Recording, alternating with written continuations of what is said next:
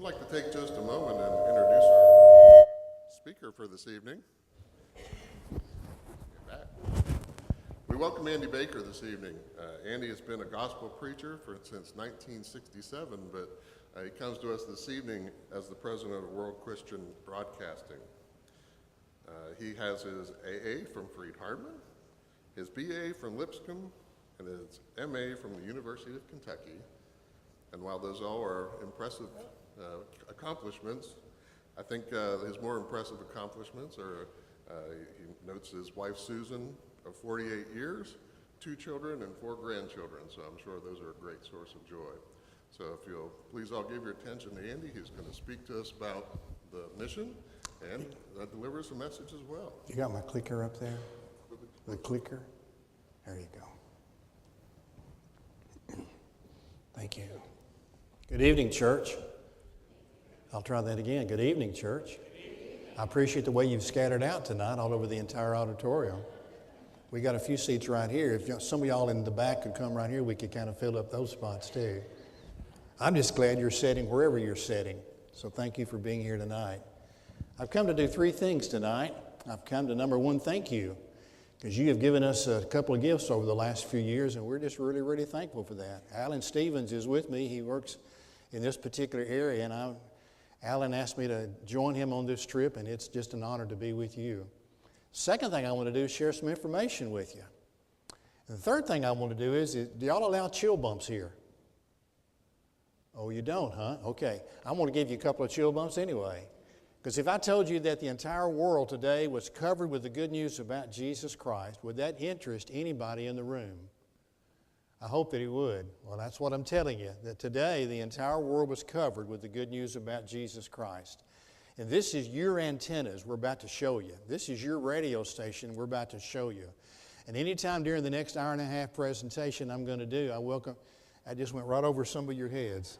I welcome your questions. This is your station. I want you to feel good about it, because literally we are covering the entire world with the good news about Jesus Christ.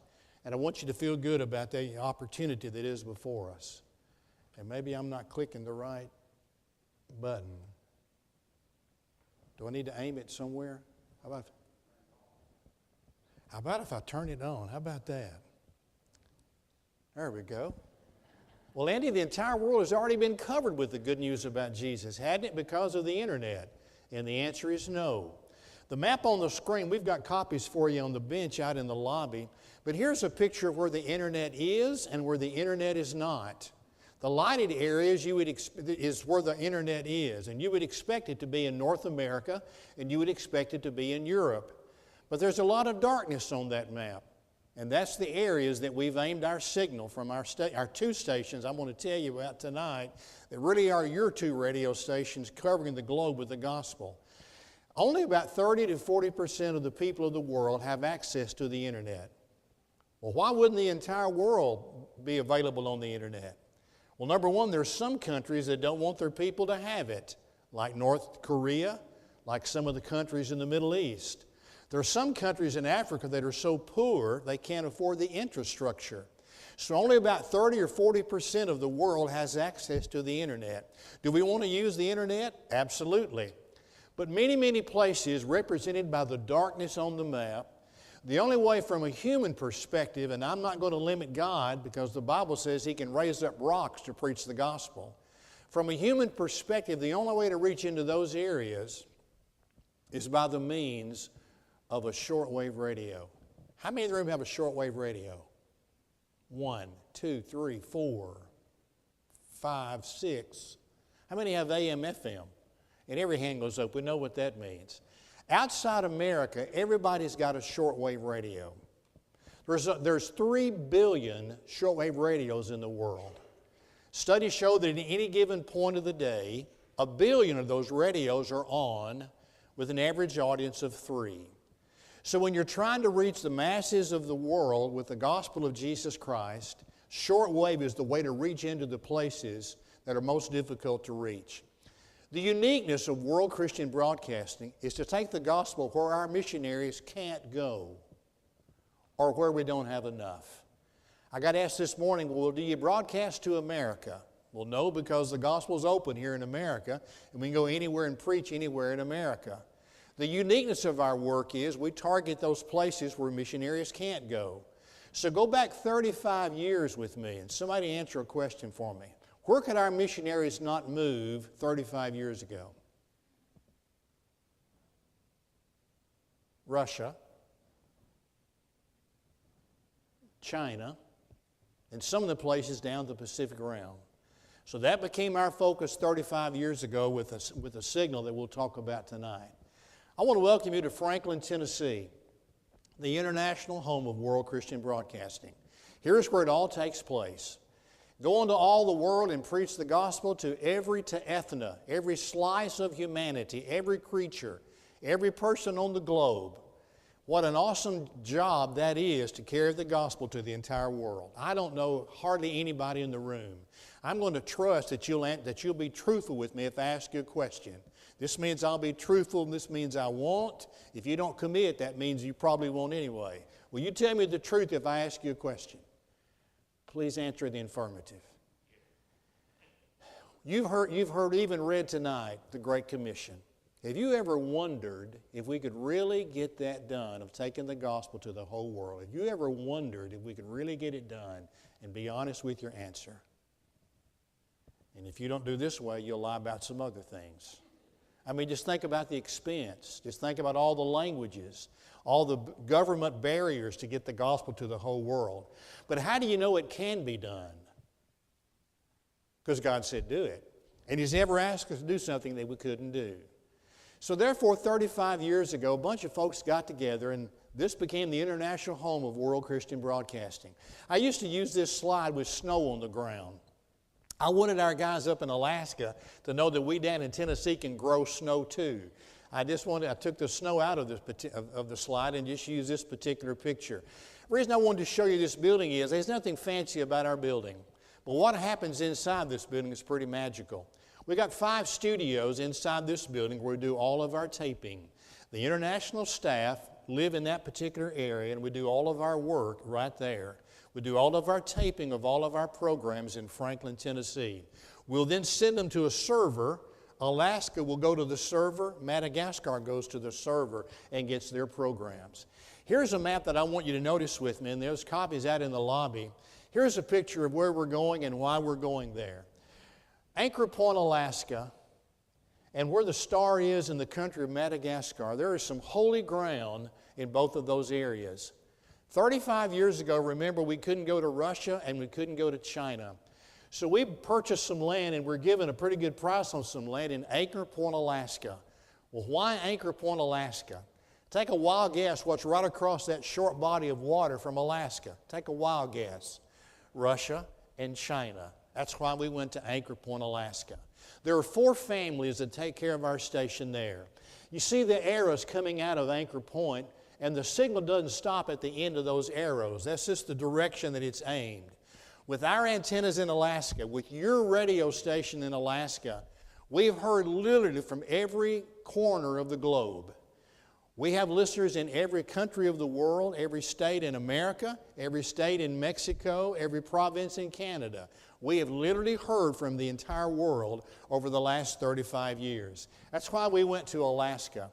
Shortwave signals bounce. Do y'all get WSM out of Nashville on Saturday night in this area? Grand Ole Opry? If you did, it would be because that AM signal is sent that far by a transmitter. FM signal kind of goes hill to hill. If you live on the other side of the hill, you might not get that FM signal.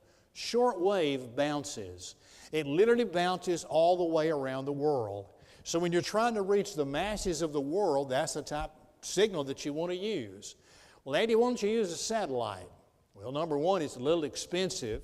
Number two, some of those things are getting a little out of orbit and some of the parts are wearing out. But if you use the satellite, you'd still need receivers on the ground. Well, wouldn't it be good if there were some shortwave receivers on the ground? And I've already told you there's 3 billion shortwave receivers out there. And the study shows that at any given point, 1 billion are always on with an average audience of 3. That's why we use shortwave, because it reaches the entire world with the good news about Jesus Christ. Here's our 6 guys that do our 6 languages, and I get to tell you tonight about a 7th language. The guy in the front row with the dark sweater on, we think is a member of the KGB. We can't get him to deny that he's still not a member of the KGB. It's going to be a spelling test tonight, so at the end, so you got to pay attention. His name is Konstantin Chernachenko. It's going to be a spelling test. You better write and kind of be working with that name. He does our Russian programming. He came to America as a physician. He's a family doctor specializing in allergies. He came to America to study at Vanderbilt and set up a practice. On his way to the office, he met Wesley Jones on our staff, who taught him about Jesus, and he was baptized into Christ. And now Constantine wants to heal the soul of his homeland and not the body. He's doing a great job with us, and he loves being in America, but he sure teases us Americans about life, how we do it sometimes. We're still not sure. He may still be a member of the KGB. The guy in the middle is who you need to be prayerful about. His name is Tony Tadros, Tadros. Tony does 3 hours of Arabic programming every day into the Middle East. There's a brand new AM radio station in Israel, and that just doesn't happen. But a brand new AM station in Israel just got licensed. Right before Christmas, they asked us if we would allow them to play our Arabic programming 2 hours a day free. How long did it take us to make that decision? They take our programs as is, and they broadcast from Israel to the hottest spots in the Middle East. So we're doing 5 hours every day of Arabic all over the Middle East. Would you please be prayerful about Tony Tadros? The guy in the brown jacket is Ed Short. He's been with us over 30 years. He does programming in Mandarin Chinese. Why Mandarin? When Mao Zedong was in power in China, he did 2 things for the advancement of the gospel. He gave everybody in China a shortwave radio. 1.3 billion people were given shortwave radios. He then passed a rule, a law, that everybody that goes through the school system will learn 1 language, Mandarin. Well, add that up. What does that mean we can do all over China every day with the good news about Jesus? Some of you are smiling. You got it figured out. We can teach the whole continent of China, the whole country of China, the good news about Jesus. Does that give you a chill bump or not? Everybody all over China gets the good news about Jesus Christ every day. The guy with the funny-looking sweater in the back is Rex Morgan. He does our Spanish programming. We're able to blanket Cuba. We're able to blanket Latin America. In the last few years, there's been over 500 baptisms. Just in Cuba alone, 21 brand new congregations in Cuba. And over the last 6 months, 1,900 folks have signed up for a Bible correspondence course. We're pretty tickled about Rex's programming that he's doing in Spanish. The other guy in the middle on the back does our English programming, Rob Scobie. He's been with us about 20 years. And then the guy with the bow tie has just retired. Some of you may know the Hufford name. You may know the Hufford name. They're kind of known as being missionaries in Africa. Henry went there as a child. He took his own family back there. He was president of African Christian schools for about 16 years before he came to us about a dozen years ago. My point is he knows Africa. And we do programming into Africa that we'll talk about in a little while. We just hired our 7th guy to do language.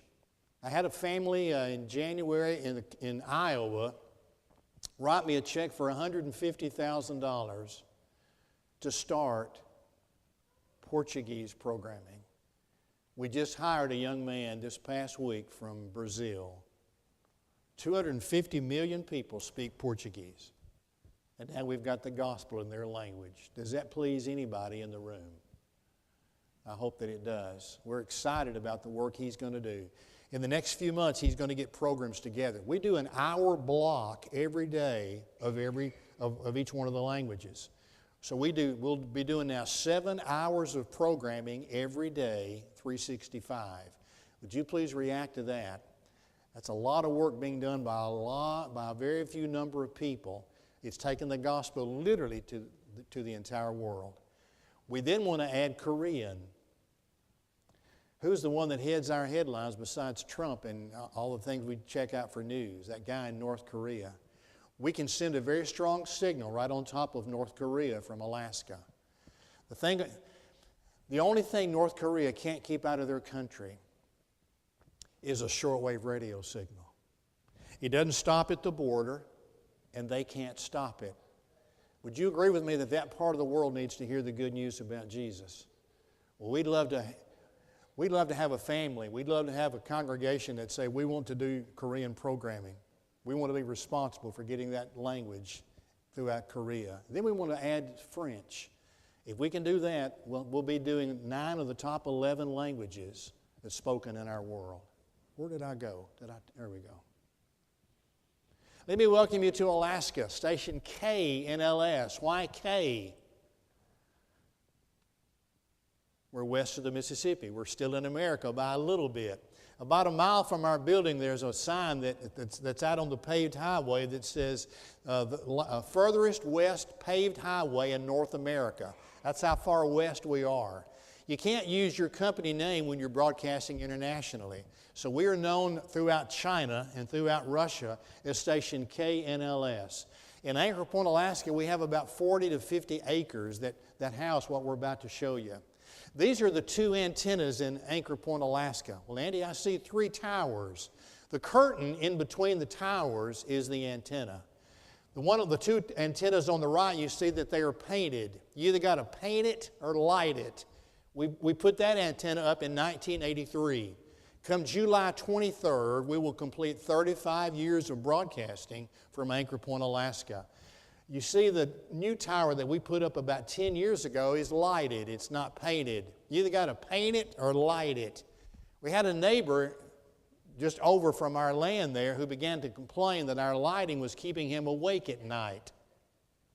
We told him we could solve that with a $10,000 contribution. That's how much it takes to paint a tower. His conclusion was, I think I'll go to Walmart and buy thicker blinds. So we got that thing taken care of. What you're looking at there is the towers are 365 feet tall. In between the towers is 385 feet. What you're looking at in Alaska is 6 acres of wire hanging up in the air. 6 acres of wire hanging up in the air. They're sending out a signal of 32 million watts of power. You can stand in front of these antennas when they're on and hold a fluorescent bulb, and the bulb will glow. We're not sure what it does to your heart, but it'll make a light bulb glow. From these 2 antennas, about 1/2 of the world gets a good strong signal. But we've heard from the entire world from these 2 antennas in Alaska. Let me call time out. How about a question?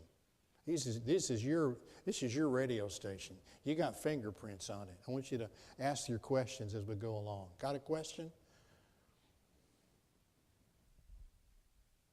Costs us $650 a day to buy electricity. Does that compare with anybody in the room, the electric bill that you have? Homer Electric loves us. We are their #1 purchaser of electricity. But from these 2 antennas, the world's been hearing the good news about Jesus for the last 35 years. There's the building there, 10 hours in Mandarin Chinese, 5 hours in English, and 5 hours in Russian. And from the map, and you can have copies, that's why we went to Alaska, to blanket that part of the world. I want to welcome you to Madagascar. Why in the world would you go to Madagascar? How many have seen the movie? If you've got grandkids, you've seen the movie. Hold that hand up high. That means you've got grandkids that have seen that movie. It looks a little different than the movie. Why'd you go to Madagascar? Let me go 1 slide further and we'll come back. Remember, the uniqueness of our work is to take the gospel where missionaries can't go. 35 years ago, Russia needed it. China needed it. What next area of the world needs to hear the good news about Jesus? We concluded that the place that we needed to be was to take the gospel into the Middle East. I don't mean to be political, but we've tried to change that part of the world with politics. How have we done? Didn't hear you. We've not done good, have we? We've tried to change that part of the world with wars. How have we done? We've not done very well. I need your eyes right here in mind. You and I know what will change people's hearts, and that's the gospel of Jesus Christ.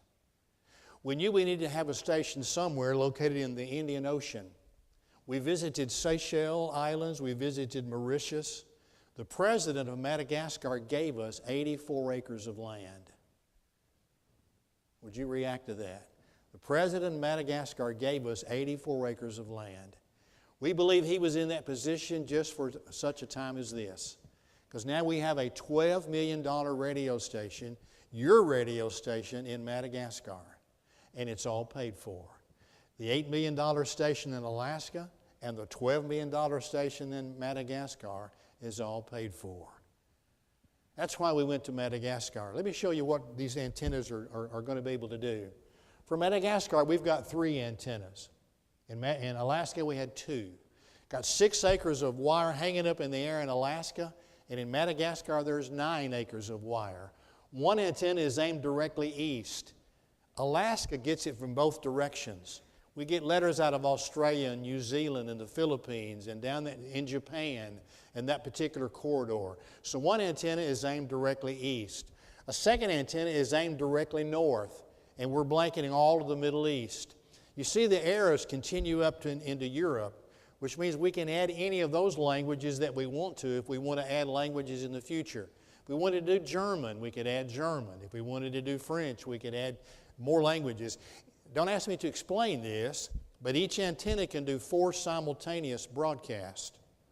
So in Alaska, we can be on 8 different frequencies doing 8 different languages at the same time. In Madagascar, we can be on 12 different frequencies, 12 different languages at the same time. Is this a little bit bigger than you thought World Christian is? A little bit more to it? This is your station, and it's blanketing the world with the good news about Jesus. Let me explain the 2 red lines on the map. And again, if you'd like to have a copy, they're right on the bench in the lobby. The 2 red lines is the 1040 window, the 10-degree, 40-degree latitude on the map. In between the 2 red lines, 97% of the world's unchurched people live. Guess how much money we spend in that part of the world to take the good news of Jesus there? Not just in churches of Christ, but all of our mission dollars of Western churches, 0.01% of all mission dollars is spent in the area of the world that needs it the most. Would you like to react to that? We've got our priorities kind of mixed up, hadn't we? That's why we went to Madagascar, because we can blanket the Middle East with the good news of Jesus. The third antenna is aimed to the west. We blanket Africa. Well, Andy, what languages do y'all do in Africa? Well, there are 10 main languages in Africa, but no more than 10% of the people speak any one of those languages. Swahili is the most popular of the African language. If we did Swahili, if we did our programs into African Swahili, 90% of our audience couldn't understand the message. So since English is so popular there, we're using what we call English for Africa. We use the missionaries from Africa to do the voicing of the programs. You do not want a guy from Middle Tennessee doing programming into Africa. It just wouldn't work. So we use the missionaries that we know of in Africa to do the voicing of the programs.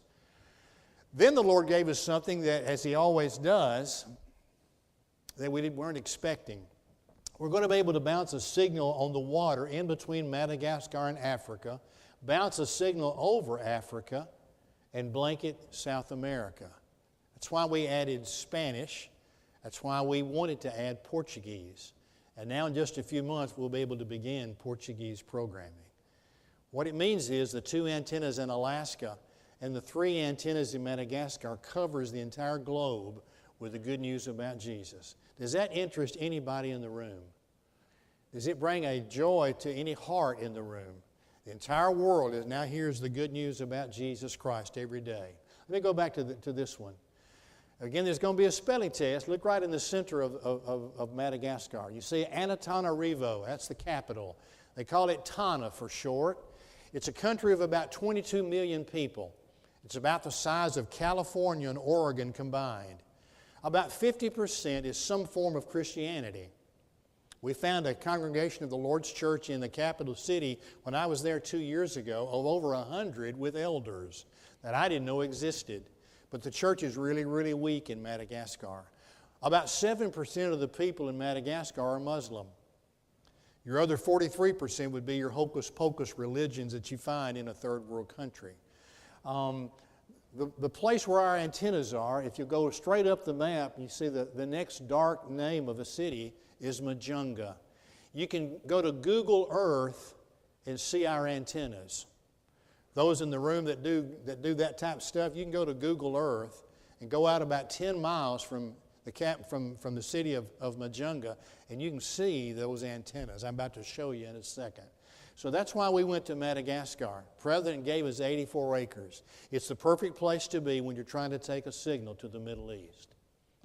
That old man wants to welcome you to Madagascar. I got to go 2 years ago. This is the sign that the guys built out by the main road.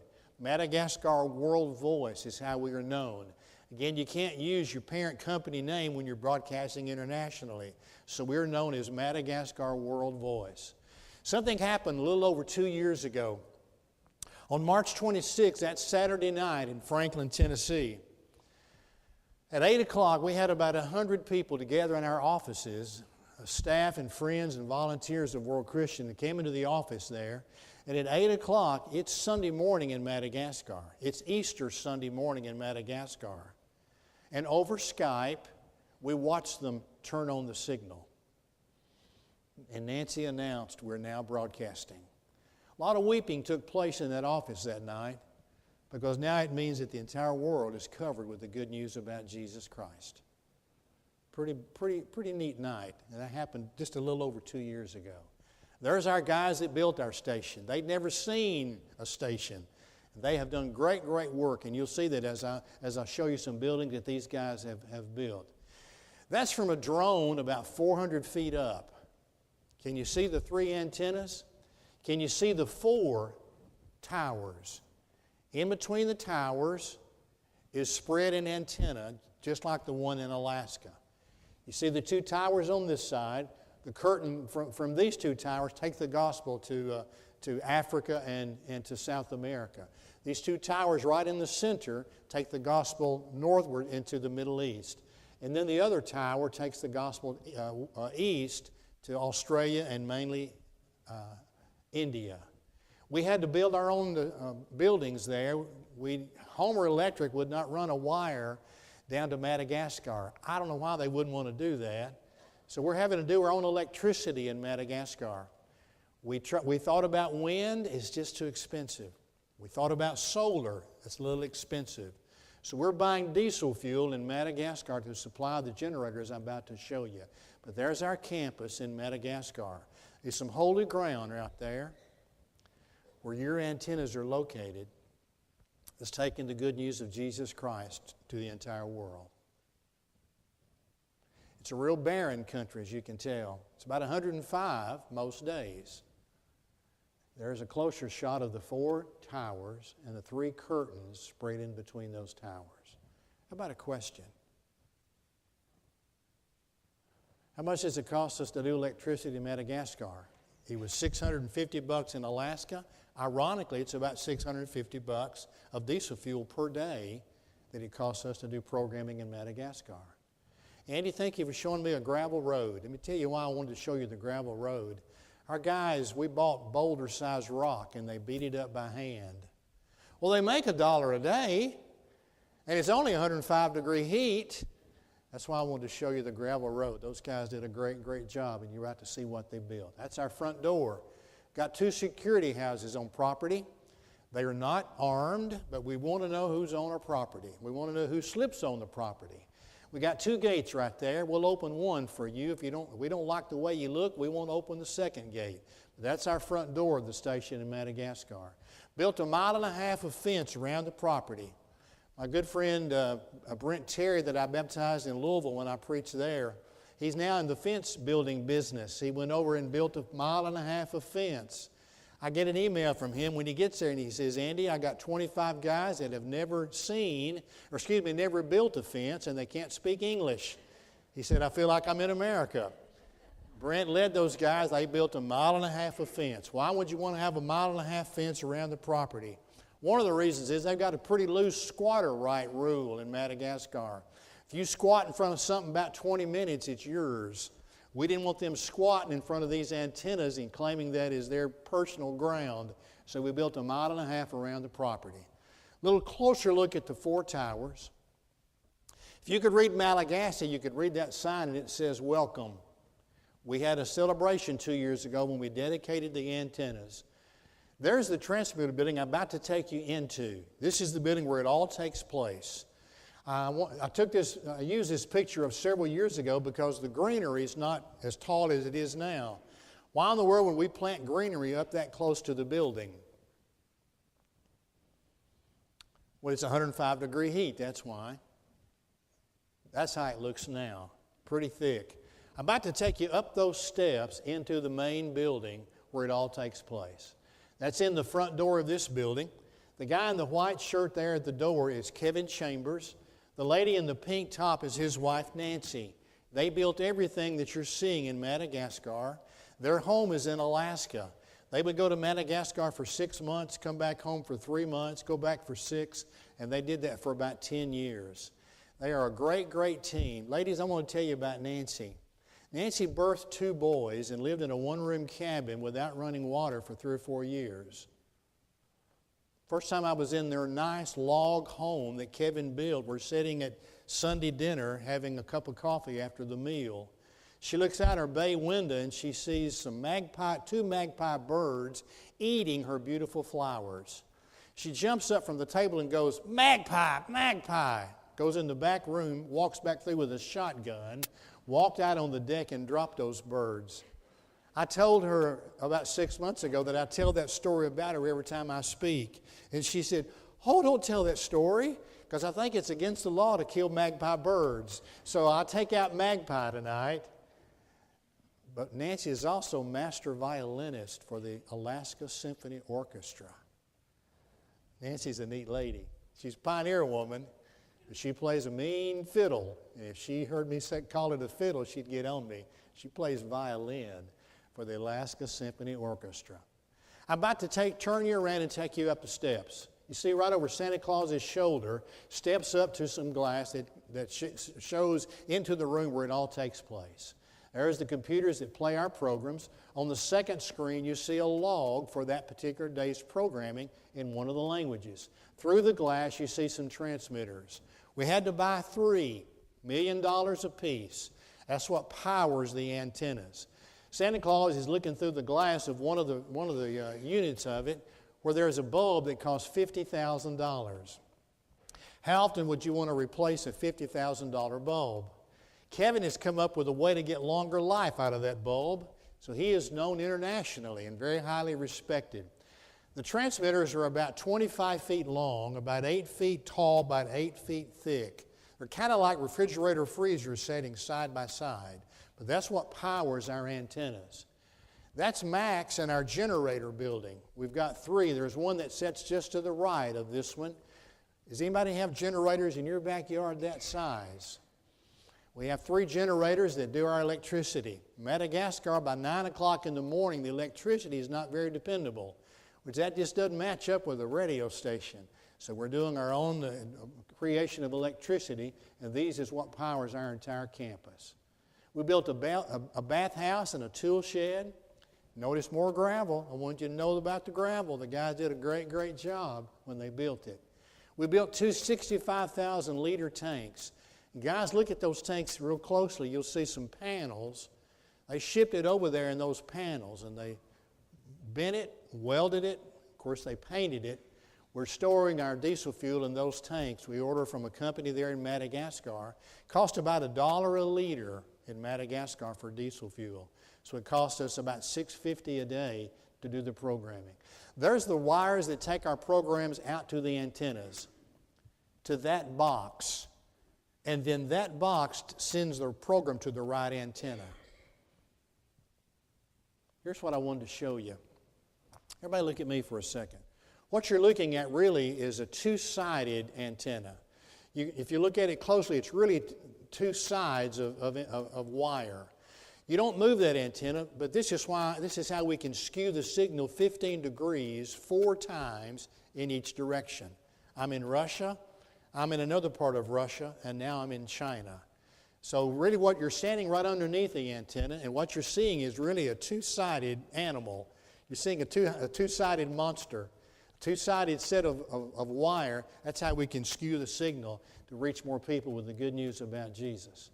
There's Kevin up in a tower, and I wanted you to see just the size of the tower. I guess I need to tell you why Alan and I are here. We're looking for some volunteers that will go out and change some bulbs out on the antennas. And they usually recommend their preacher to go. I don't know what that means with congregations. I just want you to see kind of the size of the tower.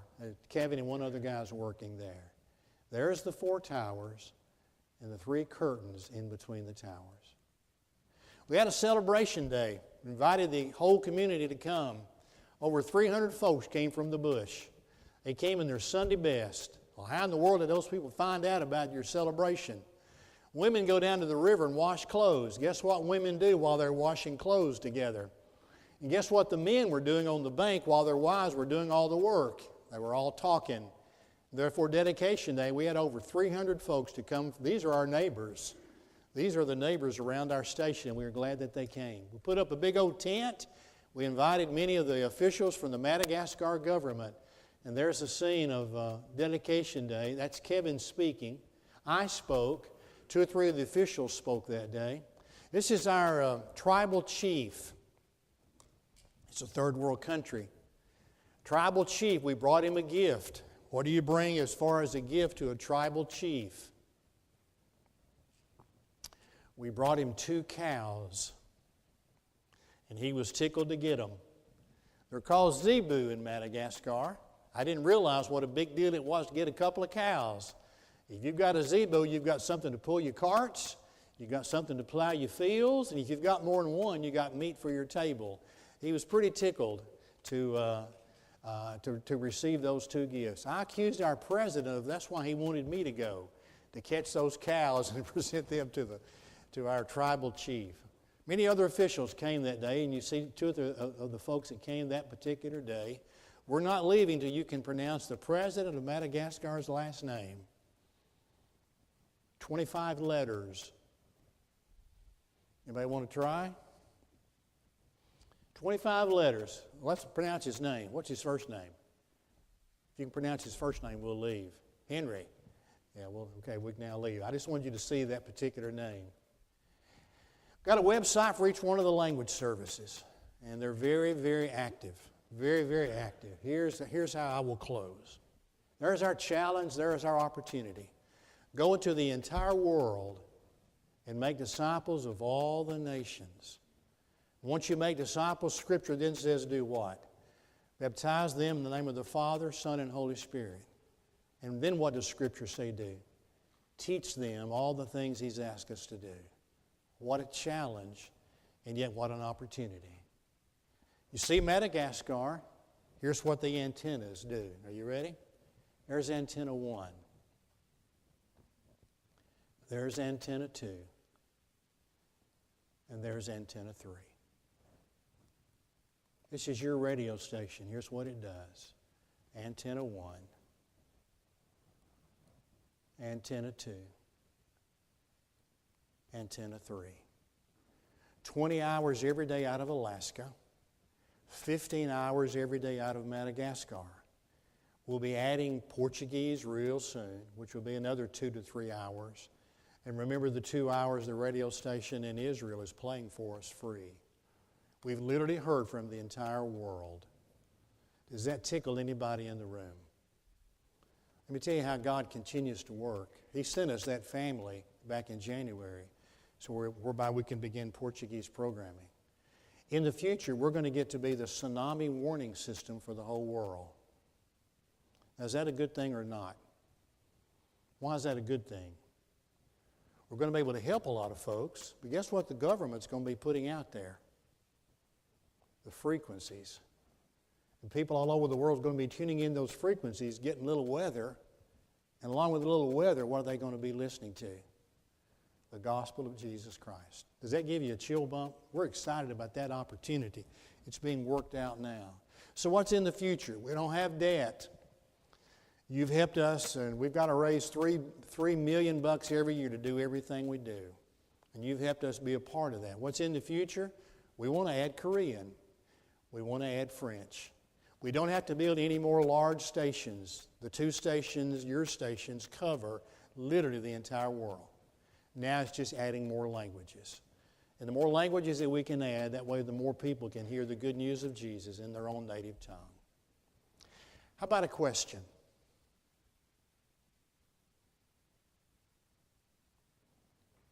Yes, ma'am.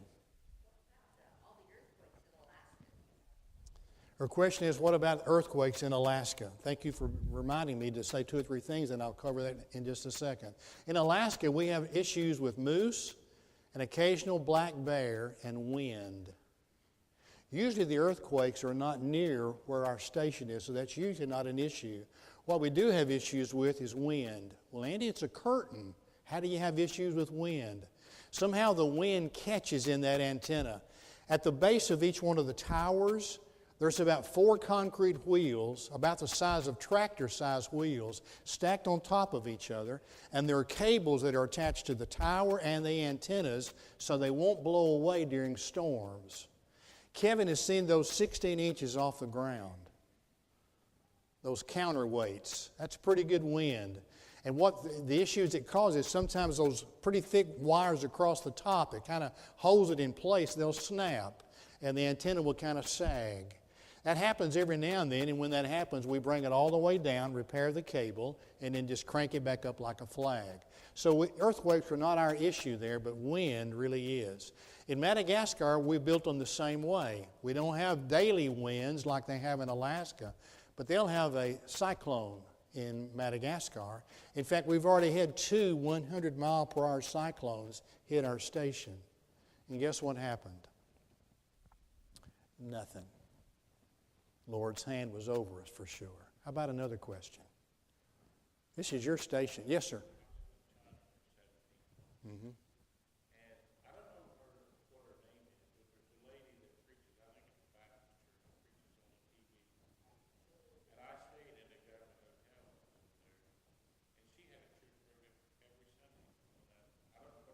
Mm-hmm. Mm-hmm. Mm-hmm.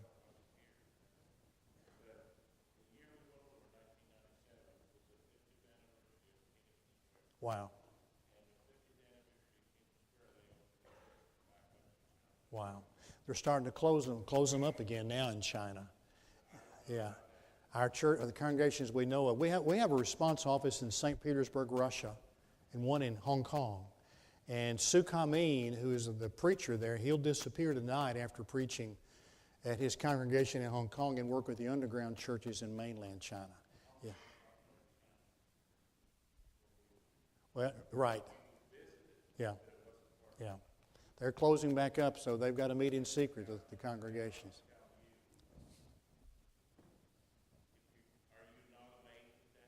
Yes. Yes.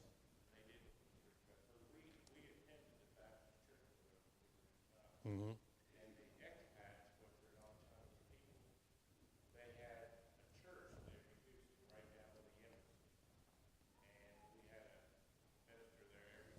Mm-hmm. Yes. Yes. Yeah. Yes. Thank you for sharing that. How about another question? We got to close. Got to close. Okay, I need some head nods. Got to have some response back. If you want to ask me a question, I got to answer. Give me some head nods. Does it make sense? This is your station. I hope you're tickled about it, what it's able to do every day.